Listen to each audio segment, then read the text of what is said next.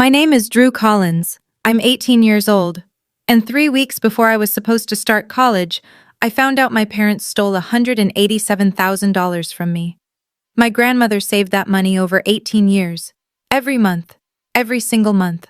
So I could have a future. My parents drained it all, to buy my brother a house. And when I asked why, my mother looked me straight in the eyes and said, "Because he's the one who actually matters in this family." I didn't scream. I didn't beg. I picked up the phone and called my grandmother. What she did next made the evening news. Before we begin, if you connect with this story, please take a moment to like and subscribe, but only if it truly speaks to you. Tell me in the comments, where are you watching from and what time is it there? Now let me take you back to 3 weeks ago, the day one phone call changed everything. I grew up in Ridgemont, small town, 12,000 people, the kind of place where everyone waves from their porch and nobody locks the front door. Our house sat on Oak Street, a brown ranch style with a patchy lawn and a basketball hoop Tyler stopped using years ago. 4 of us lived there: Mom, Dad, my older brother Tyler, and me. On paper, a normal family. In practice, a ranking system. Tyler was the son. I was background noise. He dropped out of college his sophomore year. His mom threw him a dinner, called it a fresh start celebration. He quit 3 jobs in 2 years. Mom called each boss ungrateful. He moved back home at 24. Mom redecorated his old room. Me? I made honor roll every semester. I joined debate team, worked part-time at the coffee shop on Birch Avenue starting at 15, bought my own textbooks, my own clothes, never asked for gas money. And every time I brought something home, a trophy, a grade report, an acceptance letter, Mom would glance up from whatever she was doing and say, "That's nice, Drew." I remember one evening specifically, junior year. I walked in with a report card, straight A's again, and Mom was on the phone with Tyler. She waved me off without looking, pointed at the kitchen counter. I set the report card down. It was still there 3 days later, unopened. Dad sat at the end of the table most nights, quiet, eyes on his plate. He never said I didn't matter. He just never said I did. The only person who ever made me feel like I counted was my grandmother, Grandma Ruth. She told me when I was 10, "This money is yours, sweetheart. I saved it for your future." I never doubted that, not once. I didn't know Mom had started draining the account the previous November. Let me tell you about my brother, Tyler Collins, 26, tall, easy smile, the kind of guy who walks into a room and everyone likes him. He got that from Mom, the charm, but the way people just gravitate. What he didn't get was follow-through. He enrolled at State, lasted 3 semesters, then told Mom the professors didn't understand his potential. She agreed. He tried sales, quit, tried bartending, fired, tried freelance graphic design, which mostly meant sitting in his apartment scrolling Reddit while invoices went unpaid. Every single time, Mom had an explanation. The system isn't built for creative people like Tyler. His boss was threatened by him. He just needs the right opportunity. And every single time I succeeded at something, Mom had an explanation for that too. Girls have it easier, less pressure. Drew's just book smart. That's not the same as real-world smart. She doesn't have Tyler's burdens. Thanksgiving last year. I'd just gotten accepted to 3 universities. I was waiting for Mom to bring it up at dinner. She didn't. As instead, she stood at the head of the table, raised her glass and said, "I want everyone to know, Tyler is going to do something incredible. I believe that with my whole heart." The table clapped. Uncle Jim, Aunt Patty, Cousin Sarah, everyone. Nobody mentioned my acceptances. Not one person. Dad sat at the far end, fork in hand, staring at his mashed potatoes like they held the answers to something. After dinner, my phone rang. Grandma Ruth. She wasn't at Thanksgiving. Bad knee that winter. But somehow she knew. Her voice was careful, deliberate. "Drew, I need you to keep everything I've ever sent you. Every envelope. You understand me?" I didn't understand. Not then. "Yes, Grandma. I will." I wish I'd asked why. 3 weeks before move-in day, a Tuesday in July, I'm sitting at the kitchen counter with my laptop open, finalizing my enrollment checklist. Housing deposit, paid from my coffee shop savings. Meal plan. Selected. Tuition. To be transferred from my college fund. I call the bank to confirm the wire instructions. Routine. I've rehearsed this call in my head for months. The woman on the line asks for my social security number, date of birth, account verification. I give her everything. Then silence. Not a pause. Silence. The kind where you can hear someone choosing their words. Miss Collins? I'm showing a current balance on this account of $214.36. I laugh. I actually laugh because obviously there's a mistake. I'm sorry. Can you check again? The account should have approximately $187,000. More silence. Keyboard clicking. Ma'am, I'm looking at the transaction history. There have been multiple withdrawals over the past 8 months. Amounts ranging from $9,000 to $15,000 per transaction. The withdrawals were authorized by the custodian on the account, a Mr. Roy Collins. My father. I don't say anything. The kitchen is so quiet I can hear the refrigerator humming. Through the window, I see Tyler's new truck in the driveway, the one he got last month. The one Mom said was a good deal from a friend. My hands aren't shaking. They should be, but they're not. Everything is just still. Like the world pressed pause and forgot to press play. $214 out of $187,000. 8 months. They'd been taking it for 8 months. I set the phone down gently, stood up from the counter, and I went to find my mother. She's in the living room, feet up on the ottoman, watching some renovation show, glass of iced tea sweating on the side table, completely at ease.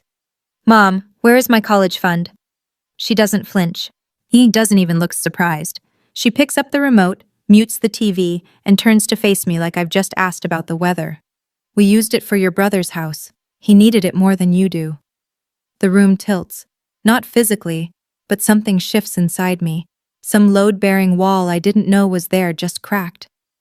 That was my money. Grandma Ruth saved it for me. Mom smiles. Not warm, patient. The way you'd smile at a child who doesn't understand how the world works yet. Your grandmother can save all she wants. I'm your mother. I decide what's best for this family. That was a custodial account. Legally, it's mine. She stands, walks toward me, close enough that I can smell her perfume, that vanilla one she wears to church. You want to talk legal? Fine, sue me. But remember who raised you, who fed you, who kept a roof over your head. She tilts her head, studies me. Tyler needed a stable foundation, a home, something real. You? She waves her hand like she's brushing away a fly. You'll figure it out, you always do. And then the sentence, the one I'll carry for the rest of my life. He's the one who actually matters in this family. She says it the way you'd state a fact. Sky is blue, water is wet. Your brother matters more than you. Then she unmutes the TV and sits back down. I'm still standing there, but something inside me has already left the room. And I close my bedroom door and sit on the edge of the bed. My hands are steady, my breathing is even. But inside, the math is already running. Tuition deposit, $5,000, due in 10 days. If I miss it, I lose my spot. If I lose my spot, the pending scholarship application, the one tied to enrollment, dies with it. 4 years of honor roll, debate trophies, recommendation letters, SAT prep at the library because I couldn't afford a tutor, all of it, gone. I have $812 in my checking account. That's 4 months of coffee shop tips. It won't cover the deposit, let alone a semester. I run through options, student loans. I'd need a cosigner. Dad won't sign anything Mom doesn't approve. Financial aid emergency appeal, possible, but slow, too slow. I could beg. I could go back to that living room and get on my knees and ask my mother to please, please give me back my future. But I already know what she'd say. She'd say the same thing she's always said. Figure it out, Drew. You always do. That's the trick, isn't it? They took everything because they knew I wouldn't crumble. They counted on my resilience as permission to rob me. If I do nothing, if I stay quiet, swallow this, keep the peace like I've done my entire life, I lose $187,000. I lose college. I lose the only path I've built for myself out of this house, this town, this ranking system where I will always be second. I look at my phone. The screen lights up. Contacts. The name at the top of my favorites list. Grandma Ruth. I haven't called her yet. Not yet. Because I know, once I make that call, there's no coming back. I find Dad in the garage. His workbench is covered in wire strippings and electrical tape. He's been rewiring a junction box for a client. The radio plays low, classic rock. He doesn't look up when I walk in. Dad? His shoulders tighten. He knows. Did you sign the withdrawal forms? He sets down the wire cutters, stares at the wall behind the bench. There's a long, terrible silence, the kind that answers the question before any words do. Then he nods. Why? Your mother said it was the right thing for the family. For the family? Or for Tyler? He turns.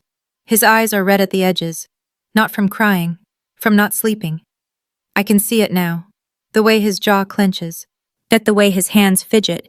He's known this was wrong the entire time. Tyler is your brother. We're all family. The money, it'll come back around, Drew. Come back around. I repeat it. Let it sit in the air between us. $187,000 will just come back around. He looks away. Your mother thought. I'm not asking what Mom thought. I'm asking what you thought. You signed those forms, every single one, for 8 months. Nothing. He picks up the wire cutters again, holds them like an anchor. You signed away my future, Dad, and you can't even look at me. He doesn't look at me. He doesn't say another word. I leave the garage, walk through the kitchen, past the counter where my report card sat unopened for 3 days, past the living room where Mom's renovation show is still playing. I go to my room, I sit on the bed, I pick up the phone, and I call Grandma Ruth. She picks up on the second ring. Her voice is warm, the way it always is, like sun through a kitchen window. Drew, honey, everything all right? I tell her. All of it. The bank call, the balance, the 8 months of withdrawals, Dad's signature, Mom's face when she told me. Every word in order, without crying. When I finish, there is silence. 10 seconds, maybe more. Then her voice comes back. And it's different. Not warm anymore, sharp, controlled, like a blade wrapped in velvet. They took all of it? Yes. Grandma. When? Over the last 8 months. Your father signed? Yes. And your mother knew? She planned it. Another silence. I hear her breathing, slow, deliberate, the way she breathes when she's thinking, really thinking, about what comes next. Drew, listen to me carefully. Her voice is steady now, no tremor, no hesitation. That money is yours, not theirs, not the family's. Yours, do you understand me? Yes, ma'am. I have every document, every single one. From the day I opened that account. Something in my chest loosens. Not relief exactly, more like the moment you realize you're not alone in a dark room. Grandma, I don't know what to do. You don't need to know yet. That's what I'm here for. A pause. Are you safe? Do you need to come to my house tonight? I'm okay. Tomorrow morning, 8 o'clock. My kitchen table. Bring everything I've ever mailed you. Every envelope, every letter, every document. But can you do that? Yes. Good. Get some sleep, sweetheart. We have work to do. I hang up and stare at the ceiling. She'd kept copies, all 18 years. She'd kept everything. I wonder, had she always known this might happen? Morning. I'm pulling on my shoes by the front door when Mom appears in the hallway. Hair done, lipstick on, arms crossed. Where are you going? Grandma's house. Her face changes. Not anger, something colder. Recognition. It's like she's been waiting for this move and already has a counter prepared. You called your grandmother about this. It's her money she saved. She deserves to know. Mom steps closer. Her chin trembles, right on cue. Drew, you are tearing this family apart. Do you understand what you're doing? The tears arrive. Practiced, precise. Your grandmother doesn't understand our situation. She never has. She's always judged me. This isn't about judgment. Mom. You're choosing her over your own mother, after everything I've done for you. I watch her perform. The quivering lip, the hand pressed to her chest. I've seen this exact routine 100 times. When Dad questioned the credit card bill, when Tyler's landlord called about late rent, when Aunt Patty asked why I wasn't in the Christmas card photo. Cry, deflect, reframe. Make yourself the victim. Dad stands behind her in the hallway, arms at his sides, silent. A witness to everything, yet a participant in nothing. I'm not destroying this family, Mom. You did that when you stole from me. Her eyes go flat. The tears stop like someone turned off a faucet. Be very careful, Drew. I step past her. She doesn't move to block me. She doesn't need to. She's already reaching for her phone as I walk out the door. I'm barely in the car when I see it through the window. Mom pacing the kitchen, phone to her ear, gesturing wildly. She's calling Tyler, I'm sure of it. And damage control has already begun. Grandma Ruth's house sits on Maple Street, a small white cottage with blue shutters and a porch swing that's been there since before I was born. Hydrangeas along the walkway. Wind chime by the door. It always smells like coffee and lavender inside. She's waiting at the kitchen table, reading glasses on. A blue folder open in front of her, and beside it, a second folder, and a third. I stop in the doorway. Grandma, how long have you had all that? 18 years, she says without looking up. Sit down. I sit. She slides the first folder across the table. Inside, the original UTMA account opening document. My name, Drew Collins, beneficiary. Dad's name, Roy Collins, custodian. Dated the month I was born, notarized. Second folder, annual account statements, every single year. 18 of them, organized chronologically with color-coded tabs. Third folder, the most recent statement. Then current balance, $214.36. She taps it with her finger. I requested these from the bank every January. Every year, because I know my daughter. She looks up at me over her glasses. I love Diane. But I have never trusted Diane with money. My throat tightens. You knew this could happen. I hoped it wouldn't. She closes the folder gently. But I prepared for the possibility. That's not the same as expecting it. She stands, pours me coffee without asking, sets the mug in front of me. I'm calling Margaret Bowen this morning. She's the best estate attorney in this county, and then we're going to get back every cent that belongs to you. I wrap my hands around the mug. Grandma, she's your daughter. Ruth Hartwell looks at me. Her eyes are steady, clear, 74 years old, and absolutely unshakable. And you're my granddaughter, and what she did is a crime. But she did more than call a lawyer, much more than I could have imagined. And Margaret Bowen arrives at 2 that afternoon. She drives a silver sedan, wears a navy blazer even in July, and carries a leather briefcase that looks like it's survived 30 years of courtrooms. 60 years old, gray hair pinned back, handshake like a vice. She sits at Grandma Ruth's kitchen table, puts on reading glasses, and goes through every document in those blue folders, page by page. 20 minutes of silence except for the occasional sound of paper turning, and then she takes off her glasses and sets them down. Mrs. Hartwell, this is straightforward. She looks at me. Drew, this is a UTMA account, Uniform Transfers to Minors Act. The money in this account has belonged to you since the day your grandmother deposited it. Your father was named as custodian, meaning he had a fiduciary duty to manage it solely for your benefit. She taps the final statement. At withdrawing $187,000 to purchase a home for another family member is not managing it for your benefit. It is a clear violation of fiduciary duty, and given the amount, this constitutes felony theft of custodial funds under state statute. The word felony hangs in the air like smoke. What are Drew's options? Grandma Ruth asks.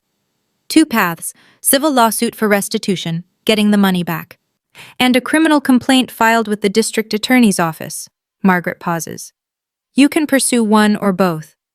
Ruth looks at me. I look at her. She doesn't tell me what to do. She never has. She just nods, once, and waits. Both, I say. Margaret writes something in her notebook and closes it.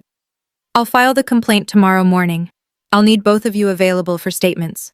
She shakes our hands at the door, firm, professional. The wheels are turning now. And they don't stop for anyone.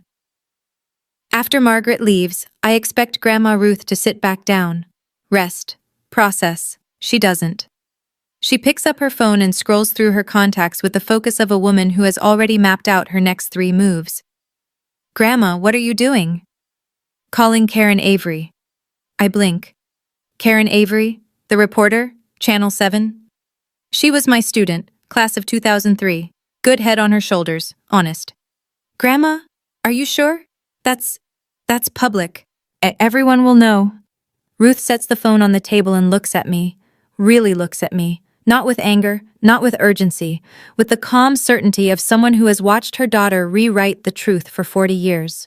Drew, listen to me. Diane is already controlling the story. I guarantee she's called 5 people this morning and told them this is a misunderstanding, a family squabble.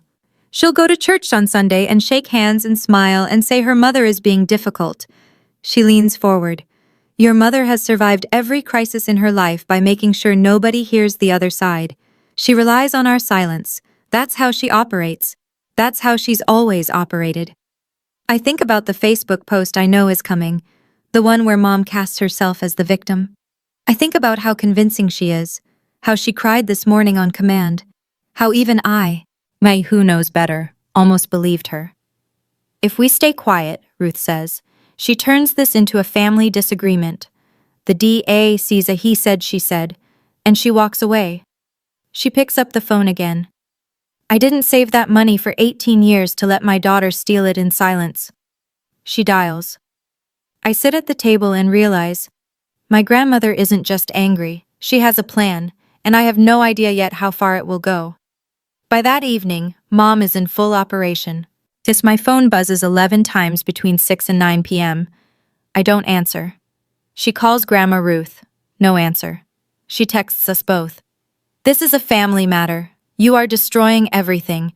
Tyler will pay it back. Just give us time. But time is exactly what she used to take the money in the first place. 8 months of time.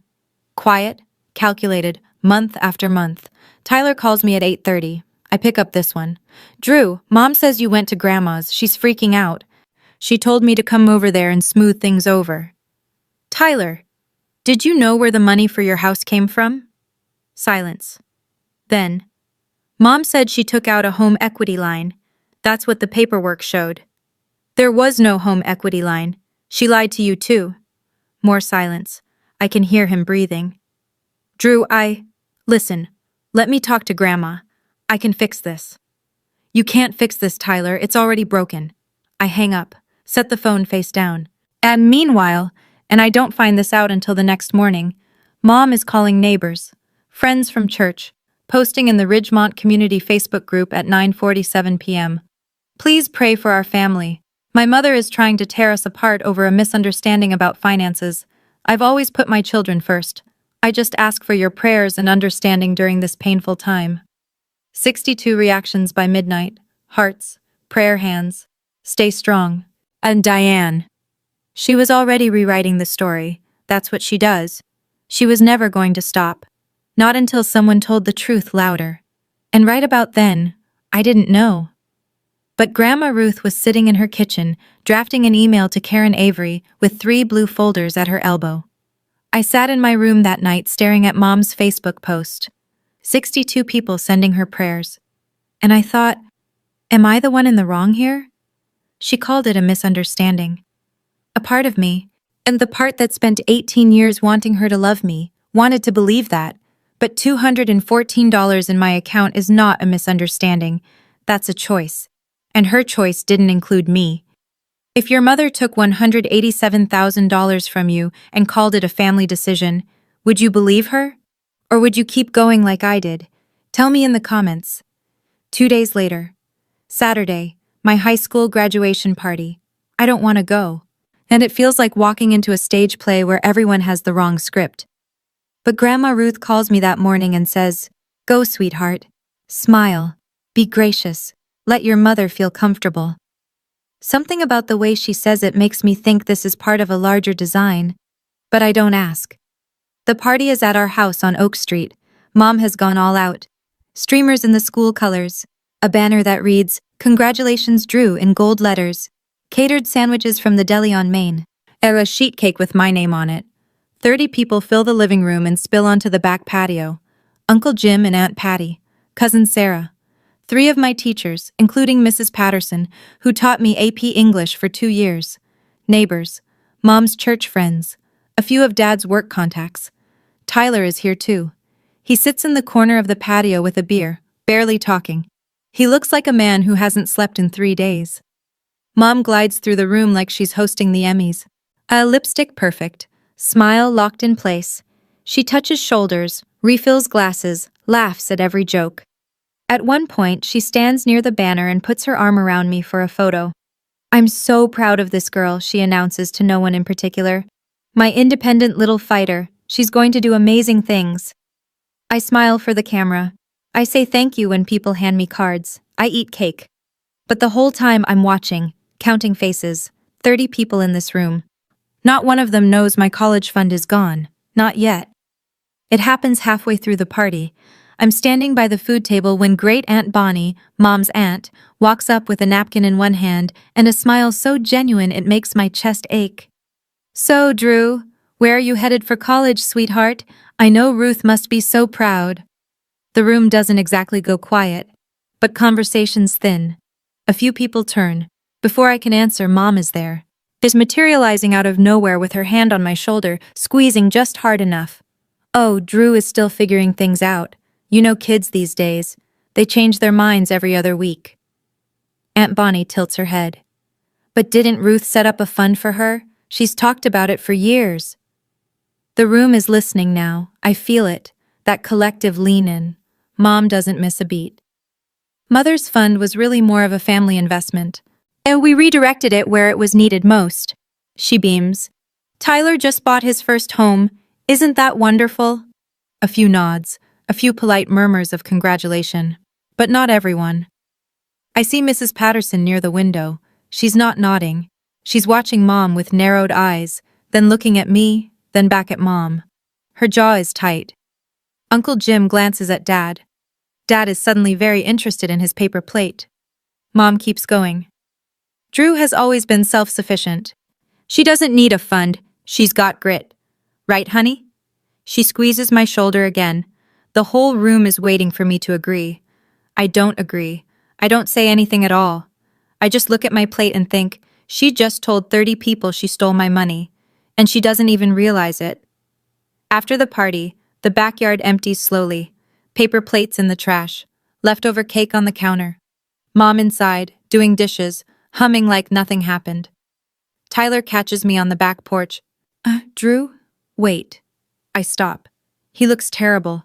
Eyes bloodshot, hands in his pockets, shifting his weight like a kid standing outside the principal's office.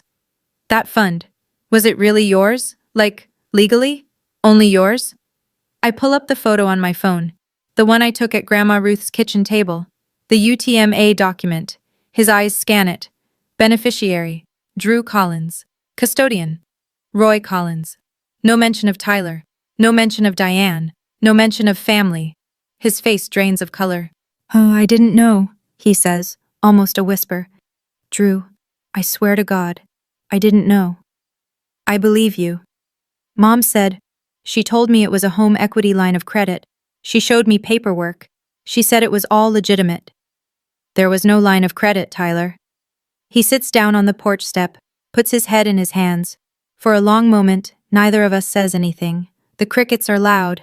A car passes on Oak Street. "What do you want me to do?" he asks. I sit down next to him, not close. But next to him. "I don't want anything from you. I just want what's mine." He nods, slowly, like the weight of it is settling into his bones.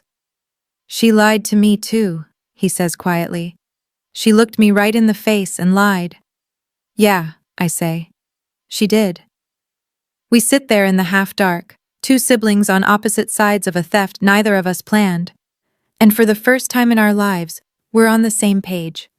But I know, same page doesn't mean same ending. Monday morning. And Mom opens the mailbox and finds an envelope from the law office of Margaret Bowen. I know this because I hear her scream from inside my bedroom, not a word. A sound, raw, furious, like an animal caught in a trap. 30 seconds later, she's banging on my door. "You're pressing charges? Against your own parents?" I open the door. She's holding the letter, Formal demand for restitution. Notice of criminal complaint filed with the district attorney. Are you out of your mind? Drew? You stole $187,000 from me, from a custodial account. That's a felony. This is our family. This is not something you take to a courthouse. I don't raise my voice. I don't need to. The facts do the work.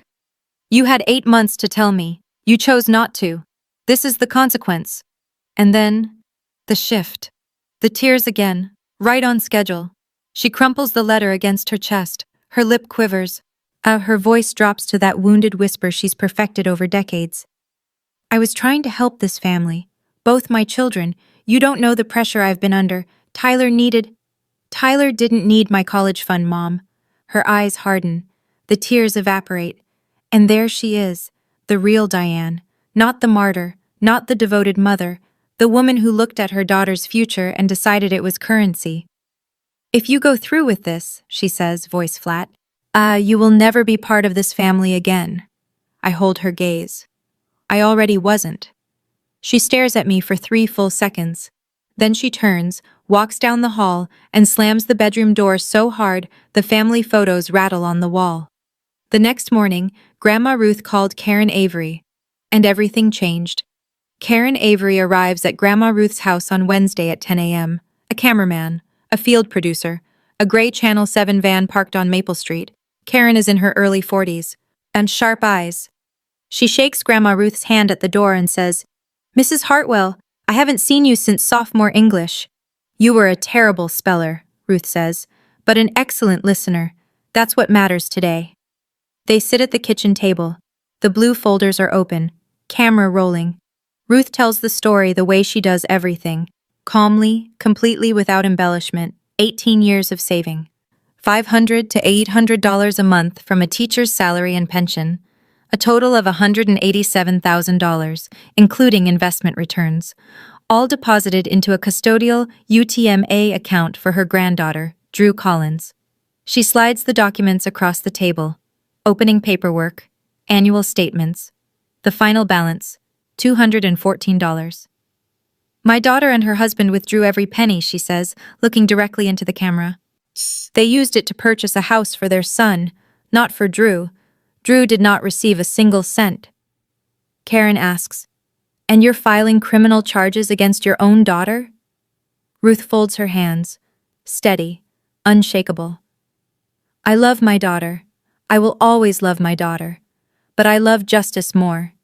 And Drew deserves justice. That money was never mine to give Diane. It was never Diane's to take. It belonged to Drew from the day I deposited the first dollar. The camera holds on her face for a long moment. 74 years old, retired school teacher, backbone of steel.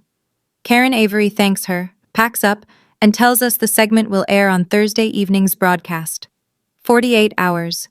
In 48 hours, the whole town will know. Thursday, 6 o'clock news. I watch from Grandma Ruth's living room. She sits in her armchair, hands folded in her lap, eyes on the screen. And neither of us speaks. The segment runs 4 minutes. Karen Avery narrates over B-roll of our town, the courthouse, the bank on Main Street, the high school. Then Grandma Ruth's face fills the screen. Her voice, steady and clear, carrying the truth into 12,000 living rooms. Grandmother accuses daughter of stealing grandchild's $187,000 college fund. It goes exactly the way you'd expect, and then further. By 8 p.m., the Ridgemont Community Facebook group is on fire. Oh, hundreds of comments, shares, people tagging people. Mrs. Patterson, my AP English teacher, writes, I taught Drew Collins for 4 years. She earned every grade, every award, every opportunity. That girl deserves better than this. 87 likes in 20 minutes. Parents start posting, I have a UTMA for my son, checking it right now. Does this happen? Can a parent just take the money? I'm calling my bank tomorrow. I scroll through comments from Ruth's couch, and most are supportive. A few are cautious. There are 2 sides to every story. But when Karen Avery posts a link to a legal explainer about custodial accounts, even the cautious ones go quiet. Mom is watching. I know because Tyler texts me at 8:22 p.m. Mom saw the news. She tried to call the station. They wouldn't pull it. Then a second text. I saw it too. I'm so sorry, Drew. I'm going to make this right. The story gets picked up by a station at the state level by Friday morning. Ridgemont has never seen anything like this, and it's only the beginning. Mom's counterattack comes Friday at noon, a long, carefully worded Facebook post on her personal page. The story you saw on the news tells only one side. I am a loving mother who has sacrificed everything for both my children. The funds were used for our family's future. My mother and I have had our differences for years, and I'm heartbroken that she chose to make them public. I ask for privacy, compassion, and prayers during this incredibly difficult time. It gets 114 reactions in the first hour, but something interesting happens underneath. The comments split, and not in her favor. Diane, a custodial account belongs to the child. That's the law. I've known Ruth Hartwell for 30 years. She doesn't lie. If it was a family decision, why didn't Drew know about it? One by one, the prayer hands thin out, the stay strong messages slow. People who were at my graduation party start going quiet. Uncle Jim deletes his comment. Mom gets removed from the Ridgemont Women's Auxiliary Group on Saturday. The church prayer chain coordinator calls and suggests she step back from leadership for a season. Neighbors stop waving. And then, a private message lands in my inbox from a name I don't recognize at first. Sandra Mullen, Mom's college roommate. Drew, I'm sorry for what you're going through. I want you to know, your mother borrowed $3,000 from me last year and never paid it back. When I saw the news, I wasn't surprised. I was just sad. I stare at the message. $3,000. Another person. Another lie. Mom's narrative is collapsing, not because anyone is attacking her, but because the truth has its own gravity. And gravity doesn't need permission. The following Wednesday, Margaret Bowen calls. Drew, I have an update. The district attorney's office has formally opened an investigation. They've subpoenaed the bank records. I'm sitting on Grandma Ruth's porch. It's a warm morning. The wind chime is turning slowly. What does that mean exactly? It means they're reviewing every withdrawal, every authorization, every signature. With $187,000 in documented custodial transfers used for a non-beneficiary purchase, this is textbook. But I would be very surprised if charges aren't filed. Textbook. My family reduced to a legal textbook example. What kind of charges? Felony theft. Given the amount, both your mother and father could face serious consequences. We're talking probation at minimum, potential prison time at maximum. I close my eyes. The wind chime makes a soft, clear sound. Is there a way? If they pay it back, can this stop? Restitution can be a mitigating factor in sentencing, but the DA makes charging decisions independently. Once the complaint is filed, it's not yours to withdraw. I call Grandma Ruth after I hang up. She's inside, making lunch. I'm scared, Grandma. Of what? That they'll actually go to prison. They're my parents. Ruth is quiet for a moment. A long moment. And when she speaks, her voice is the gentlest it's been through all of this. Drew, you didn't put them there. They put themselves there. Every signature, every withdrawal, every lie. But that was their choice, not yours. I nod, even though she can't see me through the screen door. Now come inside. Soup's getting cold. I go inside. I eat the soup. But my mind is somewhere else. Because Tyler is about to do something none of us expected. Tyler calls on a Friday afternoon. His voice sounds different, quieter, older somehow. Drew, I talked to a lawyer. My own lawyer, not Mom's. Okay. I'm giving back the house. I'm standing in Grandma Ruth's kitchen as I set down the glass I'm holding. Tyler, the house is in your name. I know. And it was bought with your money. I can't live in it. I've been lying awake every night staring at the ceiling of a house my little sister paid for without knowing it. I'm done. He tells me the plan. He'll list the house for sale. The proceeds go directly into a restitution account. Margaret Bowen will oversee the transfer. Clean, legal, documented. My lawyer says I'm not legally obligated, Tyler continues. I wasn't the custodian. I didn't sign anything. I didn't know. Then why are you doing this? Because it's right, and because... He pauses. His voice cracks just slightly. Because I can't be the person Mom turned me into. I won't. I don't say anything for a moment. The kitchen is quiet. Grandma Ruth is in the next room. I can hear her turning pages. Tyler, she told you it was a loan. She told me a lot of things. Another pause. I went through the paperwork she gave me. Bet the home equity line of credit documents? They're fake, Drew. There's no HELOC, no lender, no loan number. She fabricated them. The air leaves my lungs.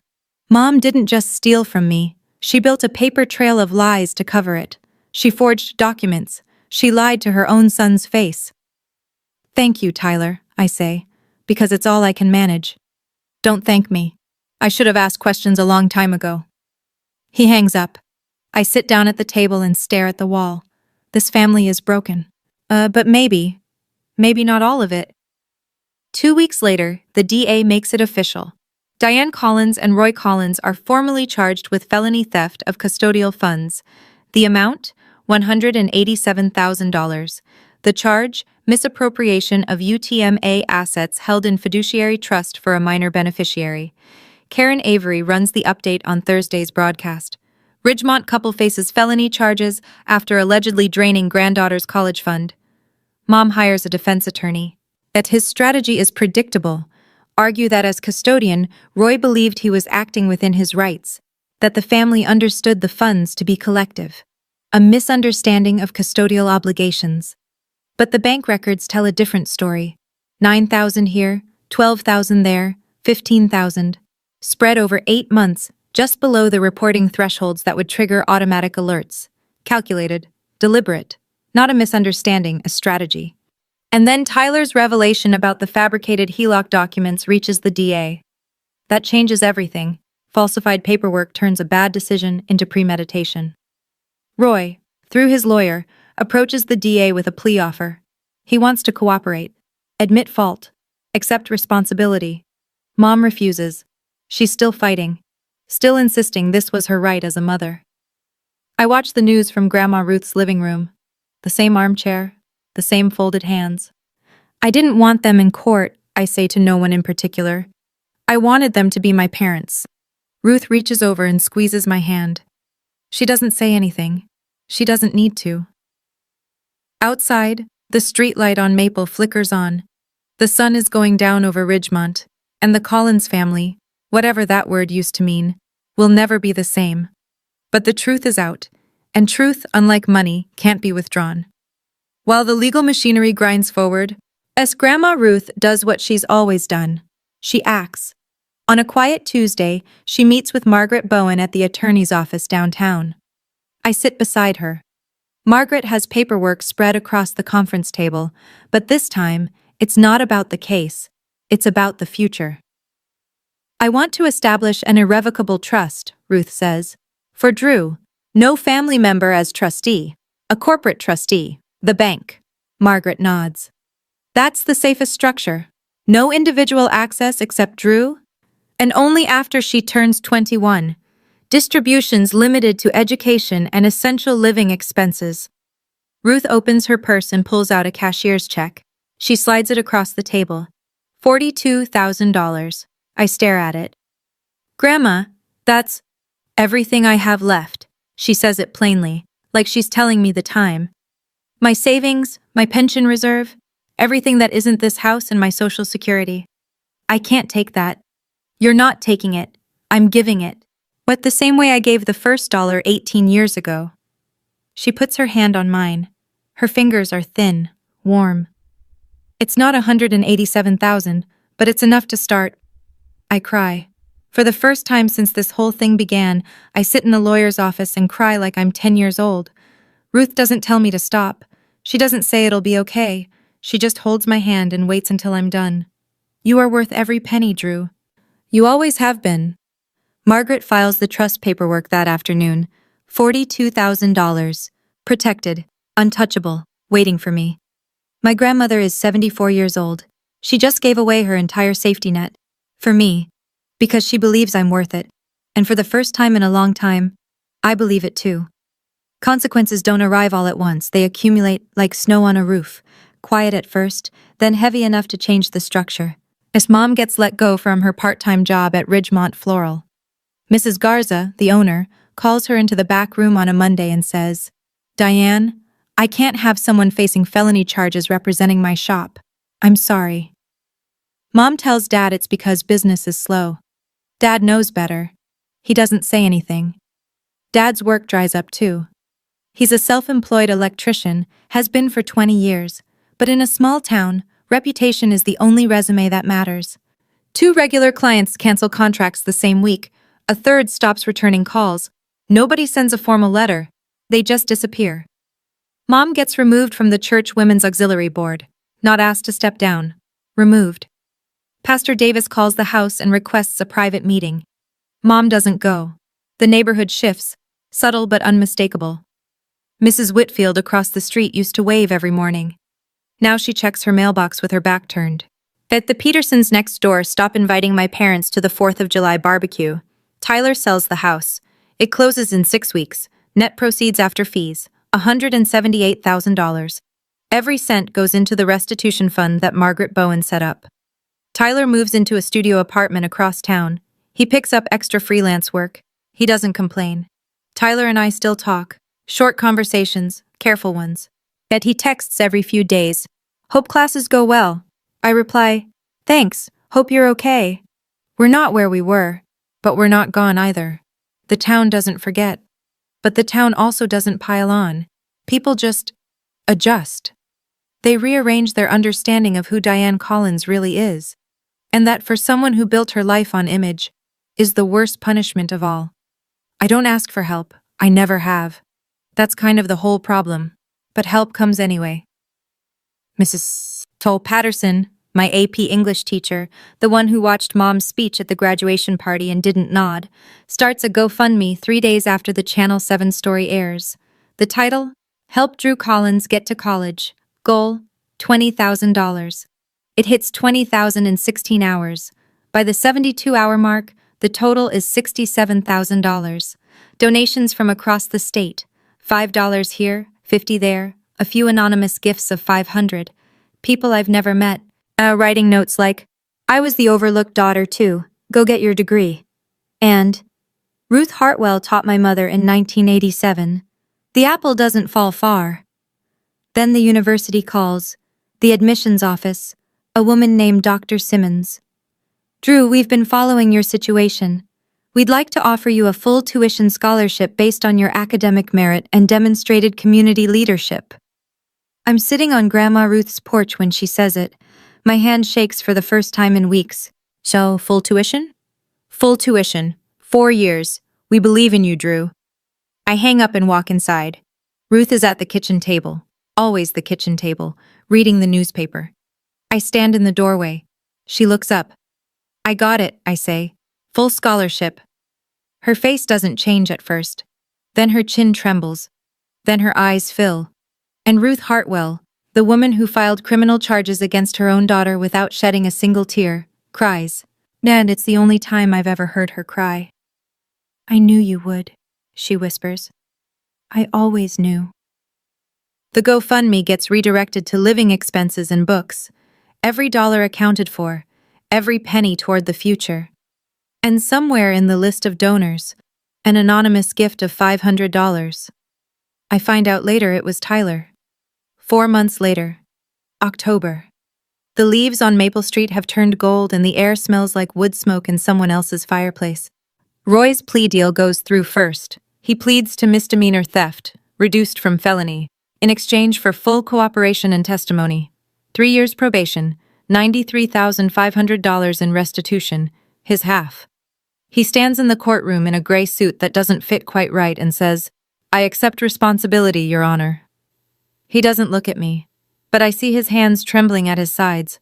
Mom holds out longer. So she cycles through 3 arguments. The money was a family resource.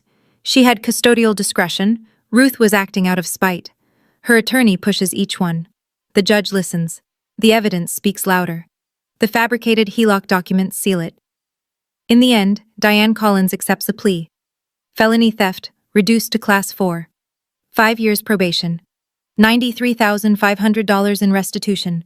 200 hours of community service. No prison time, but a permanent felony on her record. And she says nothing in court. Not, I'm sorry. Not, I was wrong. She signs the paperwork, stands, and walks out of the courtroom without looking at anyone. Tyler's house sale covers $178,000 of the total restitution. Mom and Dad owe the remaining $9,000 through monthly payments. Combined with Ruth's trust, the scholarship, and the GoFundMe, I start college in the fall. On time, fully funded, textbooks bought, dorm room assigned. And I sit on my new bed on move-in day and let the math settle in. Justice doesn't feel like victory. It feels like grief with a receipt. There was a moment, I keep thinking about it, if Mom had just said, "I'm sorry." 2 words. Would I have dropped the charges? I don't know. But she never said it, not once, not even today. That's the part I keep coming back to. Not the money, not the courtroom, the silence where an apology should have been. I sometimes wonder, if your parents did this to you, and they never once said they were sorry, even with the evidence in front of the judge, even with the whole town watching, could you forgive them? Or would you hold the line? I don't have the answer yet. Maybe I never will. But I'd really like to know what you think. Would you forgive? Or would you protect your boundary? Tell me in the comments. I read every single one. It's November now. My dorm room is small. A single bed, at a wooden desk, a window that looks out over the main quad where students cut across the grass between classes. On the wall above my desk, there's one photo. Grandma Ruth and me on graduation day. She's wearing her blue cardigan, the one with the buttons she's had since I was a baby. I'm in my cap and gown. We're both smiling. It's the only photo from that day I kept. People ask me sometimes, friends here at school, a roommate, a professor who read the article, whether I hate my parents. And I don't. That's the honest answer, and it surprises people. I'm angry. I'm hurt in places I don't fully understand yet. But hate takes energy I'd rather spend elsewhere. What I feel is something quieter than hate and heavier than sadness. It's the weight of knowing that the people who were supposed to protect you chose not to. I'm not telling this story so you'll feel sorry for me, and I'm not telling it so you'll despise my mother.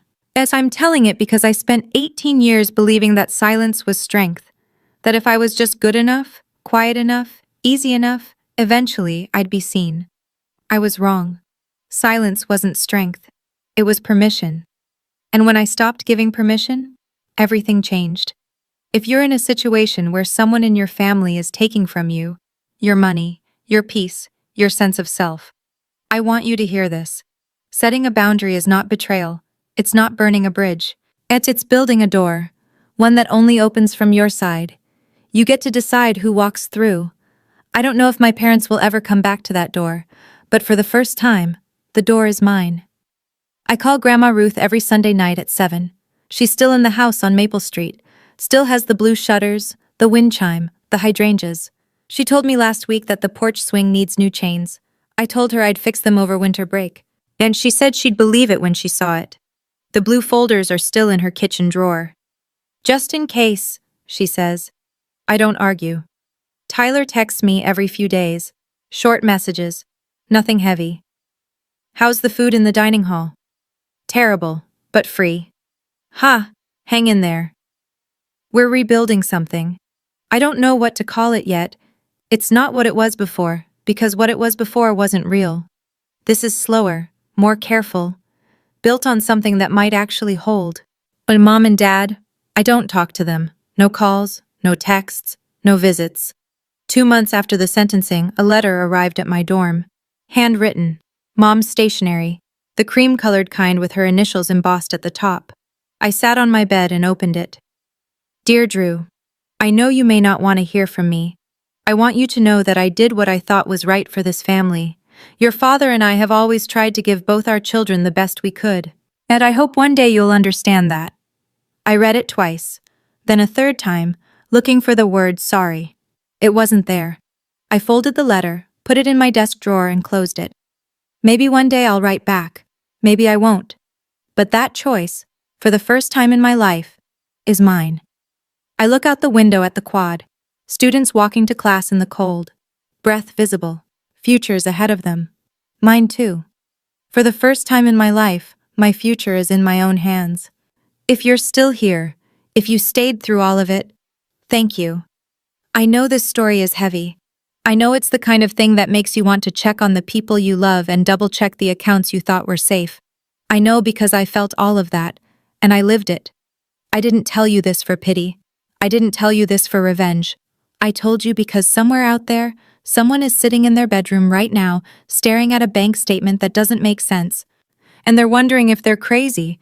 They're wondering if it's worth the fight. They're wondering if standing up means losing everything. It might. I won't lie about that. I lost my parents. I lost the version of my family I thought I had. I lost months of sleep and years of trust. But I gained something too. I gained my future. I gained my self-respect. I gained a grandmother who taught me that love and accountability aren't opposites. They're the same thing. And I gained this. The knowledge that I am not the person who sits quietly while someone takes what belongs to me. Not anymore. If that speaks to you, if you've been the quiet one, the overlooked one, the one who keeps the peace at the cost of your own peace, I hope you hear me. You are worth standing up for. Even when the person you're standing up to shares your last name. And Grandma Ruth, if you're listening, thank you for every envelope, every dollar, every Sunday phone call. I love you, more than I know how to say. Thank you for staying until the very end. If this story made you feel something, please hit subscribe and tap that notification bell so you don't miss what's coming next. And if you've ever dealt with a family member who took something that was yours, money, trust, your sense of belonging, I want to hear your story. Drop it in the comments. I read every single one, and so does this community. There's another story linked in the description about a woman whose in-laws tried to seize her inheritance at a family dinner in front of 40 guests. The way she handled it?